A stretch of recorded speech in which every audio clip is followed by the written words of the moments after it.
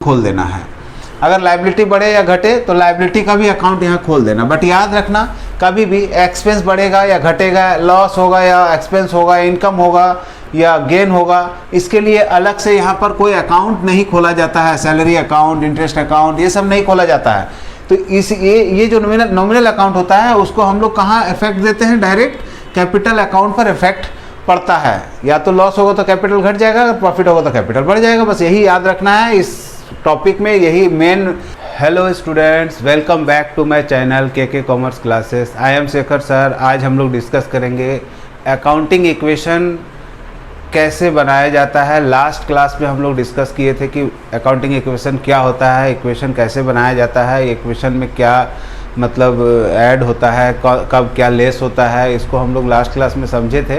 But आज हम लोग इसको एक प्रैक्टिकल क्वेश्चन के थ्रू समझने की कोशिश करेंगे और सॉल्व करते हैं एक नया क्वेश्चन जो आपको हेल्प करेगा कि कैसे हम लोग अकाउंटिंग इक्वेशन को, चैप्टर के क्वेश्चन को बनाएंगे। चलिए आज का वीडियो स्टार्ट करते हैं। तो आज का वीडियो में हम लोग अकाउंटिंग इक्वेशन का एक दूसरा प्रैक्टिकल क्वेश्चन हम लोग बनाएंगे। इस क्वेश्चन में एक खासियत है कि एक ही ट्रांजैक्शन में दो आपका कंपाउंड एंट्री बोलते हैं। जैसे स्टार्टेड बिजनेस विद कैश 10,000 और स्टॉक में भी है 24,000। जैसे इसमें देखिए परचेज गुड ₹5,000 और कैश में, और 10,000 क्रेडिट में, उधार में है। इस तरह से जो एक ही एंट्री में 2-3 जगह इफेक्ट करेगा, 4 जगह इफेक्ट करेगा, वैसे ट्रांजैक्शंस का हम लोग अकाउंटिंग इक्वेशन कैसे बनाते हैं उसको हम लोग आज बना के देखते हैं। ठीक है, तो फर्स्ट क्वेश्चन जो है आपका, पहला जो ट्रांजैक्शन हुआ है वो started business with cash 10,000 and stock worth ₹24,000। आप देखिए सबसे पहले ये जो ट्रांजैक्शन है इसमें आप जज करें कि किस चीज़ में किस चीज़ में आपका इफेक्ट पड़ा है। जैसे एसेट में कि लायबिलिटी में, इनकम में कि एक्सपेंस में, या फिर एक साथ एसेट, लायबिलिटी, एक्सपेंस या इनकम, 3 चीज़ में भी इफेक्ट पड़ सकता है। तो यहाँ पर हम देख रहे हैं कि कैश पर इफेक्ट पड़ा है, स्टॉक पर इफेक्ट पड़ा है और कैपिटल एक लायबिलिटी पर भी इफेक्ट पड़ा है, क्योंकि दोनों एसेट कहीं इन्वेस्ट हुआ है, कहीं गया है, फर्म में गया है। तो जो बिजनेस स्टार्ट किया वो कैश कितना इन्वेस्ट किया है? 1 लाख रुपीज़, और स्टॉक आपका इन्वेस्ट किया 24,000। और आपका जो कैपिटल है वो कैपिटल आपका जो हो रहा है ये दोनों मिला के 1,24,000 आपका कैपिटल हो जाएगा। तो न्यू इक्वेशन क्या बनेगा अपना? न्यू इक्वेशन बनेगा, यहाँ अंडरलाइन करना होता है। न्यू इक्वेशन से पहले एक अंडरलाइन करेंगे और न्यू इक्वेशन यहाँ लिखेंगे कितना? 1 लाख आपका कैश का प्लस 24,000 स्टॉक का, यहाँ इक्वल टू दे देंगे और यहाँ 1,24,000। देखिए नया इक्वेशन जो बना है वो 1,24,000 और 1,24,000 दोनों साइड इक्वल है।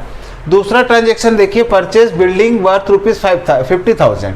यहाँ पर जो ट्रांजेक्शन है इसमें एसेट में इफेक्ट किया है, एक एसेट बढ़ा है तो दूसरा एसेट घटा है। बिल्डिंग फ्री में नहीं आता है, बिल्डिंग खरीदने के लिए पैसा लगाना पड़ेगा, और पैसा लगाओगे तो आपका कैश क्या होगा? कम हो जाएगा और बिल्डिंग बढ़ जाएगा। अच्छा बात है, बिल्डिंग खरीदे तो बिल्डिंग आएगा, कैश जाएगा। तो बिल्डिंग आने दीजिए बिल्डिंग को। तो यहाँ पर एक अकाउंट नया खोलना होगा। हमने अपना एक वीडियो में जो स्टार्टिंग वीडियो, फर्स्ट वाला वीडियो आपको जो बनाए थे उसमें हम बताए थे कि अगर किसी तरह का एसेट इफेक्टेड होगा, बढ़े चाहे घटे, आपको एसेट का यहाँ अकाउंट खोल देना है। अगर लायबिलिटी बढ़े या घटे तो लायबिलिटी का भी अकाउंट यहाँ खोल देना। बट याद रखना कभी भी एक्सपेंस बढ़ेगा या घटेगा, लॉस होगा या एक्सपेंस होगा, इनकम होगा या गेन होगा, इसके लिए अलग से यहाँ पर कोई अकाउंट नहीं खोला जाता है। सैलरी अकाउंट, इंटरेस्ट अकाउंट, ये सब नहीं खोला जाता है। तो ये जो नॉमिनल अकाउंट होता है उसको हम लोग कहाँ इफेक्ट देते हैं? डायरेक्ट कैपिटल अकाउंट पर इफेक्ट पड़ता है। या तो लॉस होगा तो कैपिटल घट जाएगा, अगर प्रॉफिट होगा तो कैपिटल बढ़ जाएगा। बस यही याद रखना है इस टॉपिक में, यही मेन मंत्र है।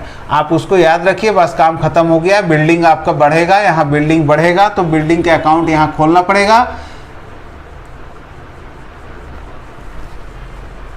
तो बिल्डिंग का यहाँ जब अकाउंट हम खोल रहे हैं तो 50,000 का बिल्डिंग है। देखो कैश पर असर पड़ेगा, माइनस हो जाएगा 50,000, स्टॉक पर कोई असर नहीं पड़ेगा और बिल्डिंग में 50,000 आपका आ जाएगा। ऐसा करने से एक बार कैश घटा और एक बार बिल्डिंग बढ़ा, कैपिटल पर कोई असर नहीं पड़ेगा। इसको अंडरलाइन करिए और यहाँ लिखिए न्यू इक्वेशन। आपका माइनस हो जाएगा 50,000 तो हो जाने दीजिए 50,000 फिर भी बचेगा, प्लस स्टॉक आपका तो 24,000 का बचेगा और बिल्डिंग 50,000 का बचेगा। देखिए 50 1 लाख और 24,000 1,24,000 हो गया। आपका लाइबिलिटी भी 1,24,000 ही है। न्यू इक्वेशन बराबर है। थर्ड ट्रांजेक्शन है purchase good for ₹5,000 for cash और एंड 10,000 ऑन क्रेडिट। देखिए यहाँ पर स्टॉक आपका बढ़ेगा, कैश घटेगा और क्रेडिटर भी बढ़ेगा क्योंकि 10,000 का उधार भी खरीदे हैं। तो चलिए इसको फटाफट कर लेते हैं। परचेस करेंगे तो कैश क्या होगा 5,000 से घट जाएगा, स्टॉक टोटल 5 और 10 15,000 से बढ़ जाएगा और बिल्डिंग में कोई असर नहीं पड़ेगा। आपको यहाँ पर उधार खरीदने के कारण एक क्रेडिटर अकाउंट बनाना होगा। तो क्रेडिटर में आपका बढ़ने वाला है कितना 10,000। आप फटाफट नया इक्वेशन जो बनाते हैं हम लोग वहाँ लिखेंगे न्यू इक्वेशन। माइनस हो जाएगा तो 45,000 बचेगा। यहाँ 50,000 में से 5,000 चला जाएगा तो 45,000 बचेगा। 24,000 का और 15,000 का स्टॉक और आ गया। 24 का पहले का था, 15,000 और आ गया तो हो गया 34 5 39,000। ठीक है, यहाँ प्लस लगा लीजिए और यहाँ पर आपका बचेगा 50,000 का बिल्डिंग। इक्वेशन बराबर है 10,000 प्लस 1,24,000। आप जोड़ के देखिए 1,24,000 और 1,24,000 और 10,000 1,34,000 होता है। और यहाँ भी आप जोड़ के देख लीजिए 50,000 है और 45,000, 50,000 प्लस 45,000 प्लस 39,000 1,34,000 1,34,000 इक्वल है। फोर्थ ट्रांजेक्शन में क्या है गुड्स कॉस्टिंग 1,000 1,000 का जो सामान हम लोग खरीदे थे सप्लायर को वापस कर दीजिए। टूटा फूटा होगा, डैमेज किया है, पता नहीं जैसा आपको इस पे वो सैंपल दिखाया था वैसा सामान है नहीं, तो हम लोग उस सामान को क्या करेंगे रिटर्न करेंगे। रिटर्न करेंगे तो स्टॉक पर असर करेगा। ये क्या 1,000 का स्टॉक आपका कम हो जाएगा गोडाउन से। और जब भी आप वापस कर रहे हैं जब सप्लायर को, तो सप्लायर मतलब क्रेडिटर होता है, वो भी 1,000 आप कम पैसा लेगा आपसे। तो ये इक्वेशन कंप्लीट हो गया। यहाँ न्यू इक्वेशन लिखिए 45,000 कैश आपका जस्ट का तैसा ही रहेगा, प्लस 1,000 घट जाएगा तो 38,000 होगा, प्लस 50,000 आपका बिल्डिंग का वैल्यू बचा हुआ है। आप यहाँ देख लीजिए, यहाँ से माइनस करेंगे तो 9,000 क्रेडिटर अब लेगा क्योंकि 1,000 का सामान है वापस कर दिए उसको हम लोग। अब 1,24,000 कैपिटल में बचेगा जो लाइबिलिटी है जो हमको प्रोप्राइटर को वापस करना है। फिफ्थ ट्रांजेक्शन देखते हैं goods costing ₹10,000 sold on credit. उधार में आप बेचे, अरे भाई उधार में बेचे कितना का माल 10,000 का माल, वो था कितना का, वो तो था 8,000 का। अच्छा बिजनेस किए, 2,000 रुपये प्रॉफिट कमा लिए और जो बिजनेस आप किए वहाँ पर स्टॉक तो मात्र 8,000 का ही आप दिए और पैसा ले लिए कितना 10,000। ले तो लेते मगर दिया नहीं, इसका मतलब उधार रख दिया। अब जब कस्टमर उधार दे दिया तो थोड़ा मोड़ा कभी कभी उधार देना पड़ता है, तो उधार दे दिए तो चलो ठीक है भाई, एक और एसेट आपके खाते में ऐड हो जाएगा, उसका नाम है डेटर। मतलब जो पैसा बाद में आपको देगा, सामान तो आज ले जाएगा, पैसा बाद में देगा। चलिए दे ही देगा कभी ना कभी, तो डेटर क्या होगा बढ़ेगा आपका। अब डेटर से पैसा कितना वसूल करना, सामान तो 8,000 का दिए थे मगर वसूली करना है 10,000 का, तो यहाँ लिखेंगे 10,000 का डेटर। इसमें और इसमें लाभ कितना होगी आपको, ऐसे करने से आपका लाभ होता है 2,000 जो डिजर्व करता है जो फर्म का मालिक है वो, तो 2,000 हम उसको दे देंगे और नया इक्वेशन बनाएंगे। नया इक्वेशन जो बनेगा वो न्यू इक्वेशन जो बनने वाला है उसमें कैश आपका 45,000 ही रह जाएगा, प्लस माइनस माइनस कीजिएगा तो 30,000 का स्टॉक बचेगा और आपके पास बिल्डिंग होगा 50,000 रुपया का, प्लस डेटर होगा आपका 10,000 रुपया का। इधर तो एसेट हो गया 4 तरह का, मगर लायबिलिटी अभी तक वैसा ही है। 9,000 आज भी क्रेडिटर को देना है। अब फर्म का जो मालिक है उसको 1,24,000 देना था, मगर 2,000 लाभ होने के कारण उसको अब 1,26,000 रुपया वापस करना है। जोड़ के देखते हैं दोनों तरफ बराबर होता है कि नहीं। 45,000 प्लस 30,000 आपका जोड़ के हो जाएगा 75,000 प्लस 50,000 1,25,000, और जोड़ के होगा 10,000 और जोड़ेंगे तो 1,35,000 1,35,000 और 1,26,000 और 9,000 जोड़ेंगे तो 1,35,000 हो जा रहा है, दोनों बराबर है। छठा ट्रांजेक्शन है वो paid to creditor 8,000 in full settlement.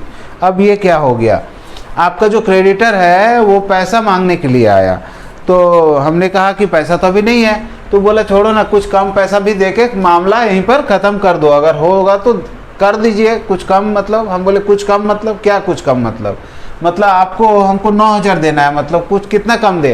तो वो बोला कि 8,000 देखो, मामला ख़त्म करो, हम और घूम घूम के बार बार नहीं आ सकते हैं। तो भाई हम बोले ठीक है ऐसा बात है, तो हम तुरंत गए घर, 8,000 रुपया निकाले और लाके उसको दे दिए। क्रेडिटर को जब हम लोग पेमेंट करने जाएंगे तो हम लोग को कैश में से कितना कम हो जाएगा, सिर्फ 8,000 रुपया, ठीक है। मगर वो तो पाता था कितना, 9,000, तो 9,000 का 9,000 ख़त्म हो जाएगा और फ़ायदा हो जाएगा किसको, कैपिटल को, और स्टॉक में कोई असर नहीं पड़ेगा, बिल्डिंग में कोई असर नहीं पड़ेगा और डेटर में कोई असर नहीं पड़ेगा। नया इक्वेशन जो बनेगा हम लोग का वो देखो, कैश में से आपका जो कम हो जाएगा तो ये बचेगा 15 में से 37,000, ठीक है। और स्टॉक जैसा का वैसा ही 30,000 का 30,000 रह जाएगा, प्लस बिल्डिंग 50,000 का 50,000, प्लस डेटर 10,000 का 10,000 रहेगा। और इधर तो ये ज़ीरो हो जाएगा और आपका जो कैपिटल है 1,27,000 हो जाएगा। आप इसको जोड़ के चेक कर सकते हैं कि 1,27,000 हो रहा है कि नहीं। 30,000 50,000 प्लस 10,000 इक्वल हो जा रहा है, 1,27,000 इक्वल हो रहा है। लास्ट ट्रांजेक्शन है रिसीव फ्रॉम डेटर 3,000। भाई डेटर से हम पैसा पाते हैं क्या, हाँ पाते तो है, 10,000 रुपये पाते हैं, तो वो कितना पैसा रिकवर हो रहा है, ओनली 3,000 रिकवर हो रहा है। 3,000 ले लेंगे ना तो प्लस हो जाएगा 3,000 इधर, और आपका जो स्टॉक है इस पर कोई असर नहीं पड़ेगा, बिल्डिंग में भी कोई असर नहीं पड़ेगा, और डेटर में 3,000 रुपया का जब वो दे रहा है तो इस पर 3,000 रुपया कम हो जाएगा, इस पर कोई असर नहीं पड़ेगा, क्योंकि डेटर उधार हम लोग दिए थे, वो पैसा दिया तो पैसा आ गया, डेटर में तो एक एसेट बढ़ गया और एक एसेट घट गया। तो न्यू इक्वेशन क्या बनेगा, 3,000 जोड़ेंगे तो 40,000 आएगा इधर, ठीक है, प्लस स्टॉक 30,000 का 30,000 होगा, प्लस आपका बिल्डिंग 50,000 का होगा, प्लस और डेटर 7,000 का होगा। और ये अगर आप देखेंगे तो इक्वल होगा, यहाँ क्रेडिटर ख़त्म हो चुका है और 1,27,000 आप देखिए मिलाइए, 40,000 प्लस 30,000 प्लस 50,000 प्लस 7,000, 1,27,000 बराबर हो जा रहा है। आप इसको बैलेंस शीट के फॉर्मेट में बनाएंगे अगर, तो बैलेंस शीट बनाएंगे अगर तो ऐसे बनेगा बैलेंस शीट, ऐसे। इधर क्या बनेगा, लायबिलिटीज, इधर एसेट्स, यहाँ अमाउंट होगा, यहाँ भी अमाउंट होगा। आप लायबिलिटी साइड में देखिए एक ही लायबिलिटी है क्या, कैपिटल। एसेट साइड में देखिए कितना एसेट है, 1 2 3 4, क्या क्या है भाई, कैश है, स्टॉक है, बिल्डिंग है और एक डेटर है, ठीक है। कैश आपका बच रहा है 40,000, स्टॉक 30,000, आपका 50,000 बचेगा वो बिल्डिंग, और 7,000 इसको जोड़िएगा 1,27,000 आ जाएगा। और यहाँ कैपिटल में सिर्फ 1,27,000 है, 1,27,000 इक्वल है, दोनों बराबर हो गया, कंप्लीट हो गया। Thank you.